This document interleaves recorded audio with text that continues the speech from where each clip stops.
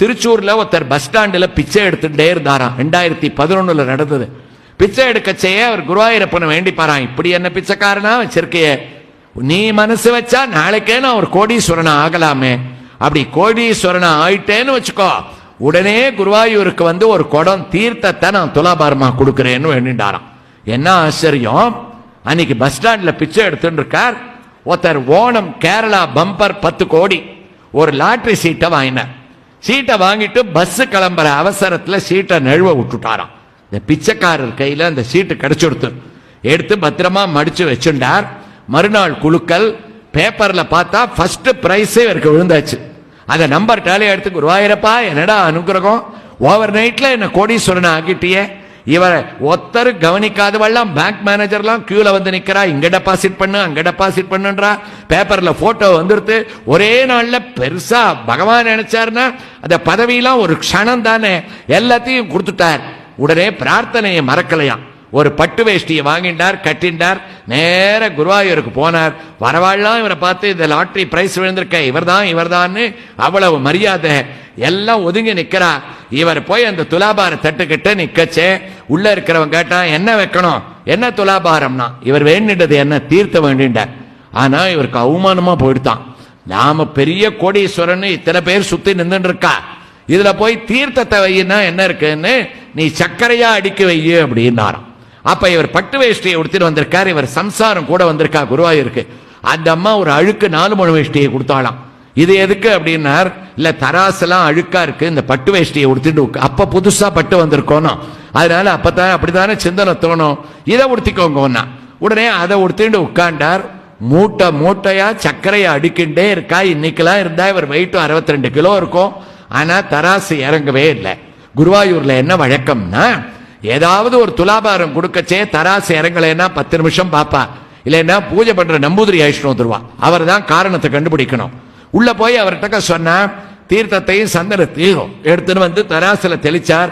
தெளிச்சு இந்த இவரை கேட்டார், நீங்க வேற ஏதாவது பிரார்த்தனை பண்ணிட்டு இப்ப வேற ஏதாவது ஒண்ணு கொடுக்கிறேன். ஆமா, நான் பிச்சைக்காரனா இருக்கச்சே தீர்த்தம் கொடுக்கிறேன்னு வேண்டிட்டேன், இப்ப கோடீஸ்வரன் ஆயிட்டேன், அதான் சர்க்கரையை வச்சிருக்கேன். குருவாயூரப்பனை பொறுத்த வரைக்கும் நீ கொடுக்கிற சர்க்கரையோ தீர்த்தத்தையோ அவன் பார்க்கறது இல்லடா. பத்திரம் புஷ்பம் பலம் தோயம் யோமே பக்தியா பிரயச்சதி. அவன் துலாபாரத்துல எங்க கிருஷ்ணன் வெயிட் போட்டு பார்க்கறது என்ன தெரியுமா, நீ கொடுக்கிற சர்க்கரை சந்தன கட்டையெல்லாம் இல்ல, உன் மனசுல எவ்வளவு பக்தி இருக்குன்னு தான் பக்திக்கு பக்தின்னு எடை போட்டு அவன் பார்க்கறான். அதனால நீ வேண்டின்றதைத்தான் சமர்ப்பணம் பண்ணணும், முதல்ல கீழே இறங்குன்னார். தீர்த்தத்தை எடுத்து ஒரு குடம் வச்சாராம். அப்பவும் தராசு இறங்கல. வேற என்னடா தப்பு பண்ணியிருக்கேன், நான் தப்பு பண்ணல, இவோ பண்ணா. நான் ஒரு பட்டு வேஷ்டியை உடுத்தின்னு வந்தேன், அதை கட்டிட்டு 4 முழ வேஷ்டியை உடுத்திட்டு உட்கார சொன்னான். நீங்க கோயிலுக்குள்ள என்ன வஸ்திரத்தை உடுத்திட்டு நுழையிறீளோ அந்த வஸ்திரத்தோட தாப்பா இந்த தட்டுல உட்காரணும். அம்பரமே தண்ணீரே சோரே அரஞ்செய்யும். குருவாயூரப்பன் டக்க போய் இப்படி விளையாடலாமா, பட்டை உடுத்திட்டு உட்காருன்னார். உட்கார்ந்தார். உடனே அந்த தராசுக்கு இறங்கித்தான்.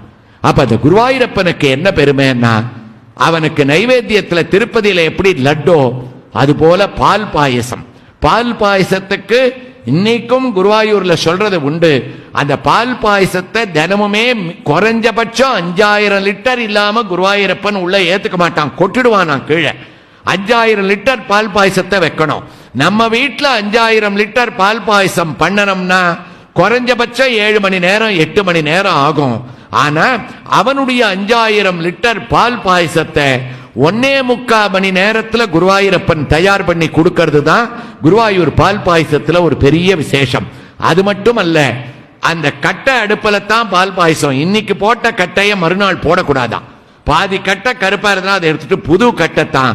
எல்லாத்த விட நீங்கள் அறிஞ்சிருக்கோ அறியலையோ அறியாத ஒரு விஷயம், பச்சை கற்பூரம் குங்குமப்பூ ஏலக்காய் எதுவுமே பால் பாயசத்துல போடுறது கிடையாது. அங்க போடக்கூடியது ஒன்னே ஒன்னு சர்க்கரை. அந்த சர்க்கரைக்கு என்ன பேருன்னா நம்பூதிரிகள் எப்படி சொல்றான்னு எனக்கு தெரியாது, பால் பாயசத்துல சேலம் சர்க்கரையை நாங்க போடுறோம்னு நம்பூதிரிகள் அங்க பெருமையா சொல்லிட்டு இருக்காள.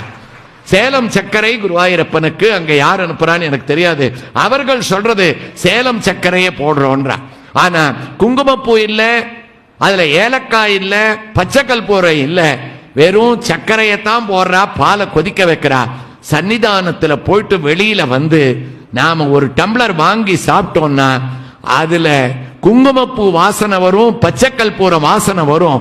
இவ்வளவு நம்ம வீட்டுல குங்குமப்பூவை போட்டாலே அந்த வாசனை வர்றதில்லை.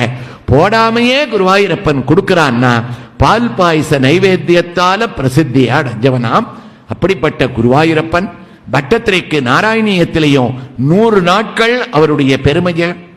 குருவாயூரப்பன் அப்படின்னா அது ஒரு கடல். அது அந்த கடலோட பெருமையை ஒரு நாள்ல 2 மணி நேரத்துக்குள்ள நம்ம இப்பத்தான் தொடங்கின மாதிரி இருக்கு, ஏகேபி ஆரம்பிச்சு வச்ச மாதிரி இருக்கு. நாம குருவாயூரப்பனுடைய பெருமையை ஆரம்பிக்கிறதுக்கே 2 மணி நேரம் ஆயிருக்கு. அது ஒரு கடல். அந்த கடலை யாருமே முழுக முடியாது. அதுல இறங்கி நம்ம 2 தண்ணி எடுத்து தெளிச்சுட்டு இருக்கோம் 2 மணி நேரமா சேலத்துல. குருவாயூரப்பனுடைய கருணை கடலுக்குள்ள நாராயண பட்டத்திரியும் 100 நாட்கள் அந்த நாராயணியத்தை எழுதினார். 100வது நாள் அவருக்கு குருவாயூரப்பன் நடுவுல ராமனாக தரிசனம் கொடுத்தான். சீதைக்கு அனுமன் கொடுத்த மோதிரத்தை காமிச்சான். ராசக்கிரீடைய நடத்தினான். காளிங்க நர்தனத்துல பாம்புல அந்த கோடிக்கும் இந்த கோடிக்கும் அதவாரினி கோரதரம் பணினம் பிரதிவாரயித்தும் கிருததீர் பகவன் திருதமாருத தீரக நீ பதரும் விஷமாருத சோஷித பர்ணசயம்னு காளிங்க நர்தனத்தை ஆடி காமிச்சா. 100வது தசகத்துல பெரிய விஸ்வரூபத்தை காண்பிக்க, விஸ்வரூபத்தை அக்ரே பஸ்யாமி தேஜோ நிபிடதரகலா யாவலி லோபனீயம்னு பகவானுடைய ரூபத்தை தன்னுடைய தலையிலேந்து பாதம் வரைக்கும் பட்டத்திரிக்கு தலையசத்து காண்பிக்க, அந்த விஸ்வரூப தரிசனத்தை அடைஞ்சவர் நாததே பாதமூலம்னு பாதத்தை வர்ணிச்சார். எழுந்து நின்றார் பட்டத்திரி. முதல் தடவையாக குருவாயூர்ல அவருடைய கர்ப்ப கிரகத்துக்கு முன்னாடி போய் தன்னுடைய வியாதி நீங்க பெற்று நாராயணிய காவியம். குருவாயூரப்பா, உலகத்துல இனிமே நீ இருக்கிற வரைக்கும் குருவாயூரப்பனுடைய பெருமையான நாராயணிய இருக்கணும். இன்னும் ஒரு வரம் கொடுக்கணும்னு கேட்டாராம். என்ன வரம்னு கேட்டார் குருவாயூரப்பன். இனிமே நாராயணீயம் அப்படின்னு எங்கேயாவது சொன்னாள், குருவாயூரப்பனுடைய பெருமைன்னு எங்கேயாவது ஆரம்பிச்சாள்னா அங்க என்ன தெரியுமா பண்ணணும்? என்ன பண்ணணும்னா குருவாயூரப்பன் ஒண்ணுமில்ல, ராமாயணம்னு எங்கேயாவது நடந்தா அங்க யார் போறா? ஹனுமான் போறார். ராமாயணம் நடக்கிற இடத்துல ஹனுமான் உட்கார்ந்து கேட்கிறார். அந்த மாதிரி குருவாயூரப்பனுடைய பெருமை பேசக்கூடிய இடத்துலன்னு பட்டத்திரி சொன்னார். குருவாயூரப்பன் சொன்னாராம், கவலைப்படாத, ராமனுக்காவது ஹனுமான் ஒருத்தர் தான் இருக்கார். நான் குரூரனை அனுப்புறேன், உத்தவனை அனுப்புறேன், குச்சேலனை அனுப்பி கேட்க சொல்றேன். அதெல்லாம் கூடாது குருவாயூரப்பா, இனிமே உன்னுடைய பெருமையை எங்கேயாவது சொன்னால் குருவாயூரப்பனான நீயே குருவாயூர் கஷேத்திரத்திலேருந்து ஒரு உருவத்துல போய் அந்த மண்டபத்துல இருந்து கேட்டு கேட்பவர்களுக்கு உன்னுடைய அனுகிரகத்தை வரணும்னு சொல்ல. ஸ்ருதி சத ஜனுஷஸ்துத்யதா வர்ணனேன, நானே போய் ஏதாவது ஒரு ரூபத்துல இருந்துட்டு அனுகிரகம் பண்ணேன்னு வாக்கு கொடுத்ததுனால கண்டிப்பாக சேலம் மார்கழி திருவிழாவில் கடந்த 2 மணி நேரத்தில் 7 மணிக்கே குருவாயூர்ல இருந்து குருவாயூரப்பன் கிளம்பி உங்க ஒத்தொத்தருடைய மடியிலையும் உட்கார்ந்து தன் பெருமையை கேட்டிருக்கக்கூடிய ஒரு உணர்வானது குருவாயூரப்பனுடைய பெருமையை கேட்ட உங்களுக்கு ஏற்படும். எல்லாத்த விட பட்டத்திரி கடைசியா நமக்காக ஒரு வரம் கேட்டார். குருவாயூரப்பா, உன்னுடைய பெருமையை யார் கேட்கிறாளோ அவளுக்கு கிருஷ்ணா காருண்ய சிந்தோ பிரதிசது பரமானந்த சந்தோகலக்ஷ்மியம் அஜ்ஞாத்வா தே மகத்வம் யதிக நிகதிதம் விஸ்வநாத க்ஷமேதாம் சோஸ்திரம் சைத சகஸ்ரோத்தரமதிகதரம் கிருஷ்ணா தொத்பிரசாதாய பூஜாத் த்வேதா நாராயணீயம் ஸ்ருதி சதஜனுஷஸ்துத்யதா வர்ணனேன ஸ்பீஹிதம் லீலாவதாரைர் கிருஷ்ண இகமிக குருதாம் ஆயுகோ ஆரோக்கிய சௌக்கியமோ. இந்த உன்னுடைய பெருமையை கேட்கிறவாளுக்கு 3 குடு போரும் நாராம். என்ன வேணும்? சேலத்துல இவ்வளவு திரளா உட்கார்ந்து 2 மணி நேரம் அவ மூச்சு விட்டாளான்னு கூட தெரியாம அவ்வளவு பக்தி ஸ்ரத்தையோட உன் பெருமையை கேட்டு இருக்காளே குருவாயூரப்பா, அவளுக்கு என்ன தெரியுமா கொடுக்கணும்?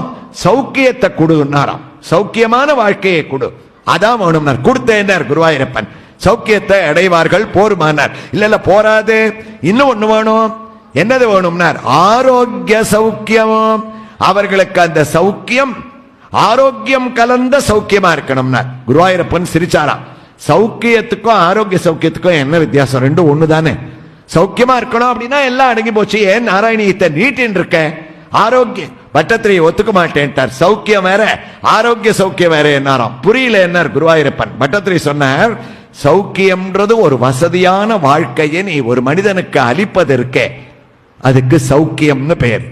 அந்த வசதியை அனுபவிக்க கூடிய வாய்ப்பை கொடுக்கறது இருக்கே, அதுக்கு தாண்டா ஆரோக்கிய சௌக்கியம்னு பேரு. தஞ்சாவூர்ல 100 ஏக்கர் நிலம் இருக்கும். மூட்டை மூட்டையா வீட்டுல அரிசி கொட்டின்டே இருக்கும். மூட்டையை கூட இவருக்கு என்ன முடியாது. ஆனா டாக்டர் சுகரை செக் பண்ணிட்டு, உங்களுக்கு போஸ்ட் பிராண்டியிலே 540 இருக்கு, நாளையிலேருந்து அரிசியை தொட்டா உங்க உயிருக்கு நான் கேரண்டி இல்ல, ஒரு பிரிஸ்கிரிப்ஷன் தரேன், பாம்பேல ஒரு ஸ்பெஷல் கோதுமை இருக்கு, அதை விலை கொடுத்து வாங்கி சப்பாத்தி பண்ணி சாப்பிடுங்கன்னு வரான். குருவாயூரப்பா, நீ கொடுக்கிற 100 ஏக்கர் நிலம் இருக்கே, அது சௌக்கியம்டா. அதுலேருந்து வர அரிசி சாதத்தை அவன் சாப்பிட்டா தண்டா அது ஆரோக்கிய சௌக்கியம். அதனால சௌக்கியத்தை கொடு, ஆரோக்கியமான சௌக்கியத்தை கொடு. போருமானார், போராது. ஆரோக்கிய சௌக்கியத்தை கொடுத்துட்டு எங்க வாழ்க்கையை நீ 35 வயசு 40 வயசுன்னு குறைச்சிட்டா என்ன பண்றது? அதனால ஆயுராரோக்கிய சௌக்கியம்னு பிரார்த்தனை பண்ணாராம். தீர்க்காயுள் கலந்த ஆரோக்கியம் கலந்த ஒரு சௌக்கியமான ஒரு வாழ்க்கை குருவாயூரப்பனுடைய திருவருளால் மார்கழி பெருவிழால கலந்துண்ட உங்களுக்கு மாத்திரம் இல்லை, இந்த மண்டபத்தில் உட்கார்ந்து குருவாயூரப்பனை தியானம் பண்ணிண்டு நீங்க யார் யாரெல்லாம் இந்த ஒரு சொற்பொழிவை கேட்டிருக்கலாம்னு நினைக்கிறீர்களோ, யார் யாருடைய மகன் மகன்களோ அயல் நாட்டில் இருக்காளோ, யார் யாரெல்லாம் நமக்கு வேண்டியவர்களோ அவர்கள் அனைவரையும் நீங்க இந்த மண்டபத்திலேருந்து மனசுல நினைச்சுண்டா கூட அவர்களுக்கும் ஆயுராரோக்கிய சௌக்கியத்தை குருவாயூரப்பனுடைய திருவருளால் அடைவார்கள் என்ற ஒரு நிறைவோடு இப்படிப்பட்ட ஒரு வாய்ப்பை மார்கழி பெருவிழாவிலே அளித்த ஏகேபி அவர்களுக்கும் அவர்களுடைய குழுவை சேர்ந்தவர்களுக்கும் வருடம் தவறாம இதுல கலந்து கொண்டிருக்கக்கூடிய பாகவதோத்தமர்களான உங்கள் அனைவருடைய திருவடி தாமரைகளும் என்னுடைய நன்றியை காணிக்கையாக்கி ஸ்ரீ குருவாயூரப்பனுடைய திருவருளால் கல்யாண ரூபாய கலோ ஜனானாம்